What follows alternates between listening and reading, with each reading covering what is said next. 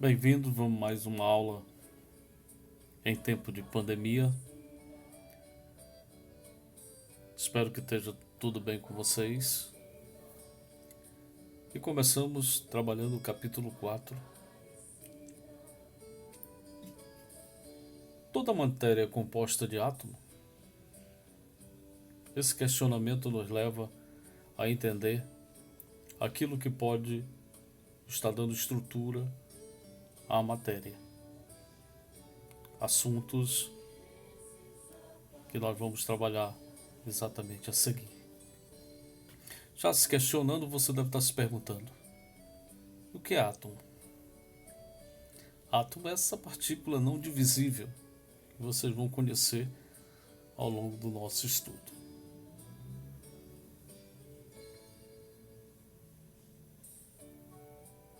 O capítulo 4 diz o seguinte: do átomo à biosfera, ou seja, da menor partícula à maior estrutura formada por vida.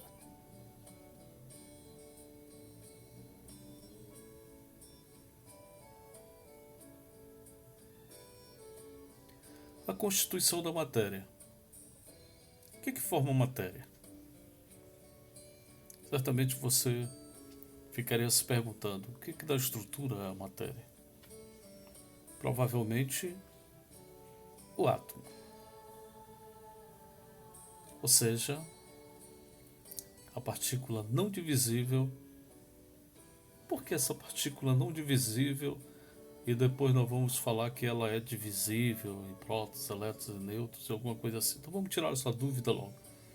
É porque a etimologia, ou seja, o significado da palavra átomo, significa indivisível. O significado da palavra. Por quê? Vocês vão ver ao longo do estudo que a priori se imaginava que o átomo era indivisível. Aqui nós temos dois átomos, para sintetizar dizendo assim: a união dos átomos forma a molécula. Ou seja, como você pode perceber, a união de hidrogênio com oxigênio, uma substância bem conhecida de vocês, chamada H2O, né? Uma molécula de água. Então, dois átomos de hidrogênio mais um de oxigênio formam o quê? Uma molécula de água. Portanto, átomo é a estrutura que forma exatamente a molécula. E quando algumas moléculas se juntam, ela vai dar exatamente a constituição da matéria. Então, sintetizando, átomo mais átomo forma a molécula. Molécula mais molécula forma a matéria.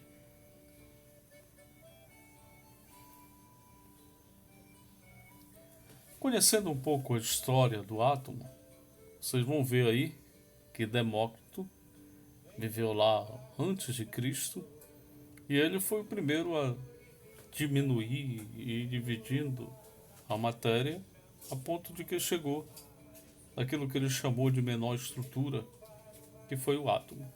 E ele disse: chegamos até aqui e a partir daqui não é possível mais dividir. Portanto, isso aqui é indivisível. Essa é a visão do átomo de Demócrito. Partícula não divisível. Com o passar do tempo, muitos outros foram exatamente dando estrutura, comentando, fazendo seus estudos, descoberta, e cada um foi tendo a sua contribuição. John Dalton, em 1803, acha que é uma estrutura maciça. Né?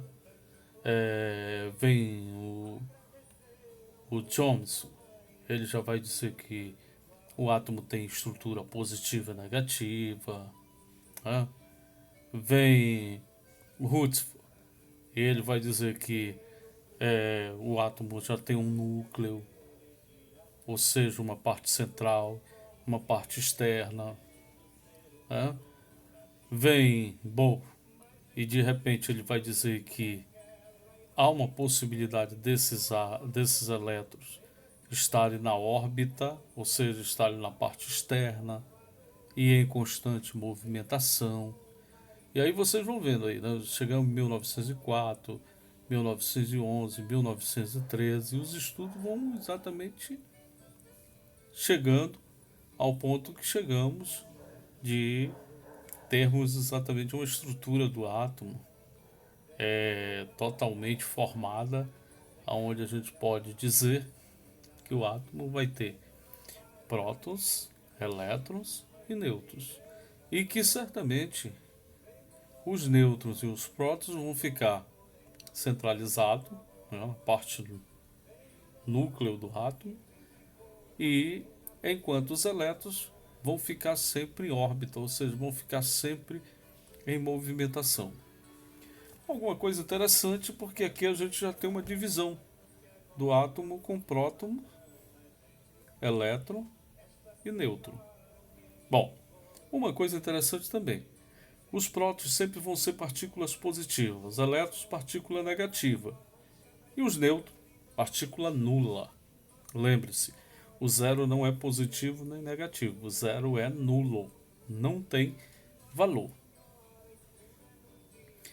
Esse é o modelo atômico que a gente pode caracterizar como o modelo atual, né? Aquele que nós temos as partículas bem divididas, cada um fazendo a sua função. Distribuição eletrônica. Ora, essas camadas da eletrosfera, ou seja, essas camadas elétricas, aonde estão presentes a parte negativa do átomo, os elétrons, elas são divididas em 7 camadas: K, L, M, N, O, P e Q. Essas camadas, ela tem uma divisão onde ela comporta o número máximo de elétrons. Camada K2, camada L8, camada M18 e assim sucessivamente, conforme vocês estão vendo na distribuição.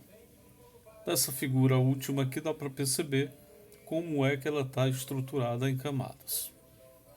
Também temos uma distribuição eletrônica, que você vai estudar no início do ano letivo no ensino médio. Tá? É uma estrutura de Pauling-Linz. Ele faz exatamente uma distribuição também das 7 camadas, mas ele vai usar um sistema SPDF, que é um sistema que vocês vão utilizar para distribuir os elétrons quando for necessário no ensino médio.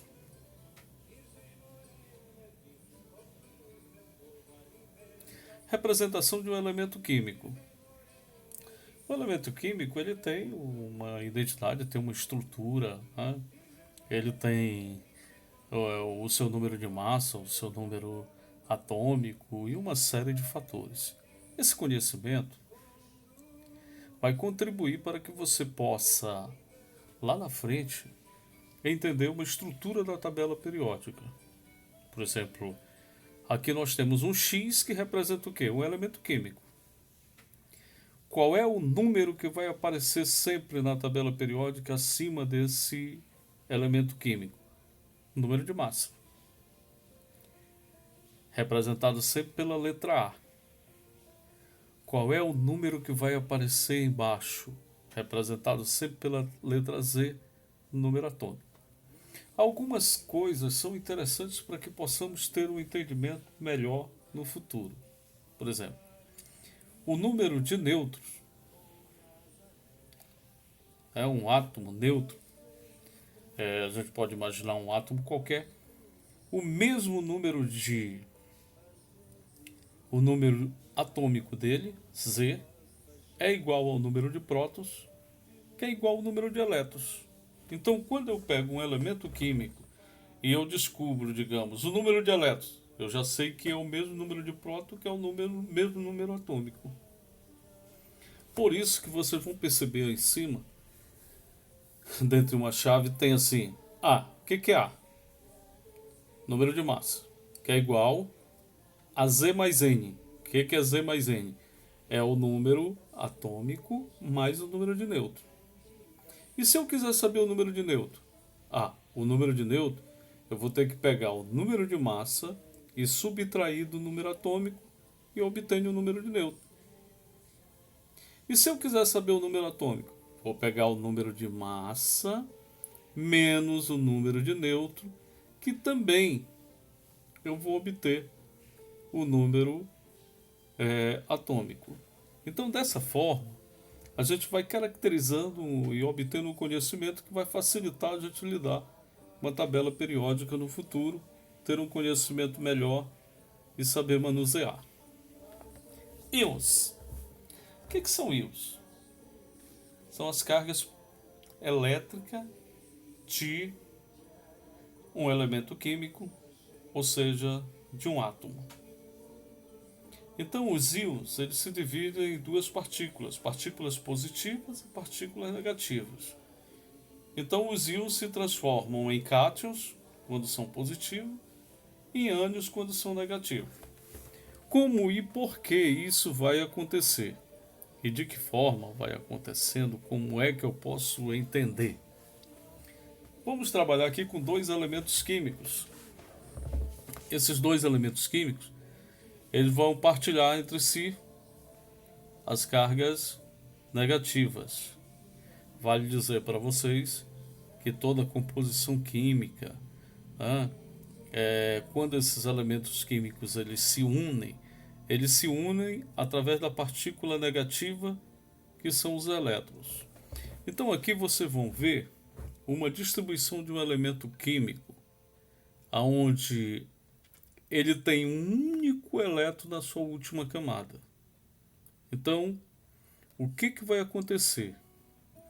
Quando esse último elemento químico ele é compartilhado com outro que tinha 7 elementos químicos, e agora ele vai receber, aliás, ele tinha 7 elétrons, e agora ele vai receber esse único elétron que está sobrando na camada, ou seja, o elemento químico perdeu esse um elétron e ficou com 8 elétrons na sua última camada. Portanto, aconteceu uma estabilidade e ele se torna cátion, ou seja, ele se torna positivo. O que ele está partilhando? Ele está partilhando o único elétron que estava sobrando numa camada dele. Ele vai completar o outro elemento químico com esse elétron dele. Portanto, o outro que está recebendo também vai ficar com 8 elétrons na última camada, portanto vai ficar completo. Mas necessariamente ele recebeu uma partícula, um elétron que era negativo. Então nesse caso, mesmo ele completando a regra do octeto, formando 8 elétrons na sua última camada, ele vai se tornar negativo porque ele recebeu um elétron que era negativo. Então nesse caso ele vira ânion. Então aqui vocês podem entender que quando se partilha uma carga negativa, você vai se tornar positivo, e aquele elemento químico que recebeu esse elétron, que era uma partícula negativa, ele vai se tornar automaticamente negativo. Tabela periódica. Aqui vem algumas informações que elas são bem caracterizadas, né? Famílias ou grupos, como está estruturada a tabela periódica de maneira horizontal, vertical e assim sucessivamente. Uma compreensão vertical, nós temos exatamente 18 colunas. A tabela periódica é formada assim. De maneira horizontal, nós temos 7 colunas.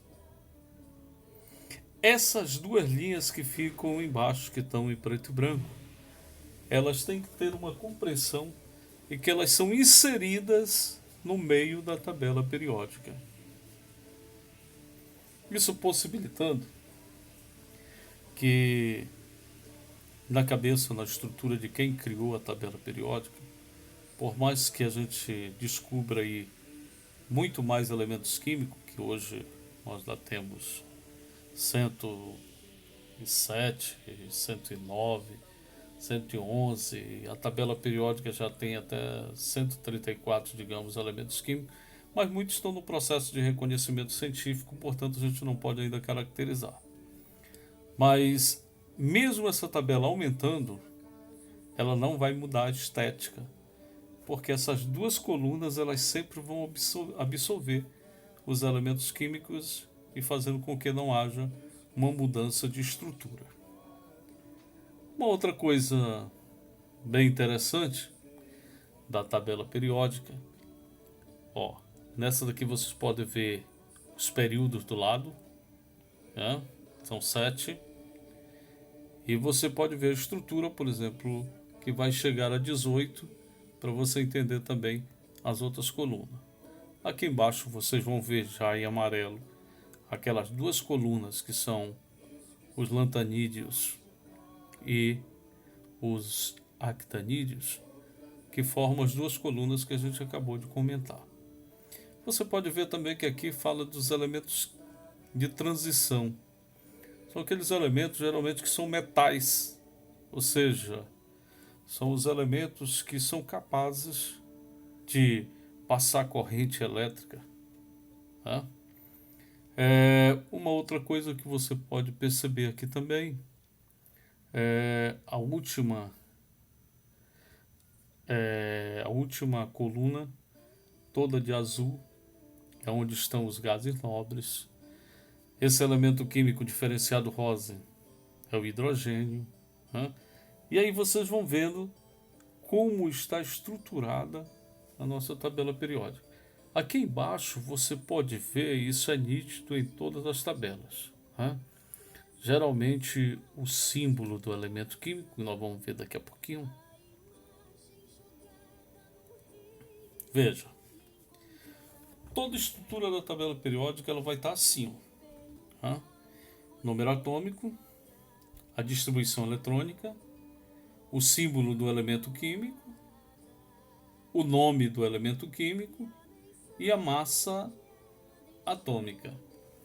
O que é interessante dizer para vocês é o seguinte: na minha época, a tabela periódica ela tinha que ser estudada na íntegra e você basicamente tinha que decorar, porque em um concurso, vestibulares, alguma coisa assim, ela seria apenas cobrada. Hoje, a tabela periódica ela é um objeto de consulta. Você está me dizendo assim, professor, quer dizer que se eu for fazer o vestibular e tiver uma questão que atribua a tabela periódica, vai estar no caderno de questões a tabela periódica? Sim, mas lá estão apenas algumas estruturas da tabela periódica, ela não está completa. Por exemplo, lá vai aparecer o símbolo do elemento químico, mas não vai aparecer o nome, então você vai ter que saber. Ah, professor, mas e todos os elementos químicos são fáceis, tipo esse aí, por exemplo, ferro é Fe, hidrogênio é H? Não.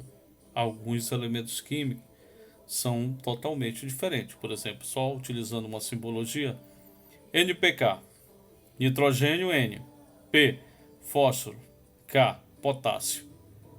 Então já dá para vocês entenderem que nem sempre o símbolo do elemento químico vai ser exatamente igual ao nome do elemento químico. Então você tem que ter um conhecimento prévio que é necessário para que você possa depois lidar com a tabela periódica.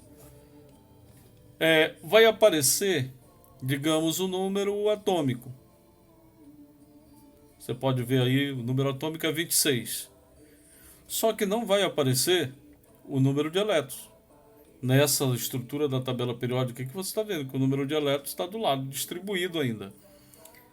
Vai aparecer distribuído na tabela periódica de consulta? Não. Não vai aparecer o número de elétrons, não vai aparecer distribuído. Por quê? Porque, diante do conhecimento que eles imaginam que o estudante tenha, ele vai saber que o número atômico é igual ao número de elétrons. Né? Z não é igual a E, não é igual a P. Então, o número atômico é igual ao número de elétrons. Quantos elétrons eu tenho? 26. Ah, beleza, legal. E agora? A distribuição eletrônica. lembra das camadas K, L, M, N, O, P, Q. Ou seja, lembra que o primeiro comportava 2, o segundo comportava 8 e assim sucessivamente. Tá aqui, se você fizer uma leitura, do lado aqui, os 26 elétrons distribuídos, eles estão distribuídos aqui, a camada K, 2, camada L, 8, camada M, 14, camada N, 2. Então você tem que ter esse prévio conhecimento para você ter uma estrutura de leitura da tabela periódica, onde você vai encontrar todas essas informações da melhor forma possível. Só recapitulando, deixei aqui para vocês lá aquela figura anterior que a gente tinha visto. Ó. Número de massa é igual ao número atômico menos o número de nêutron.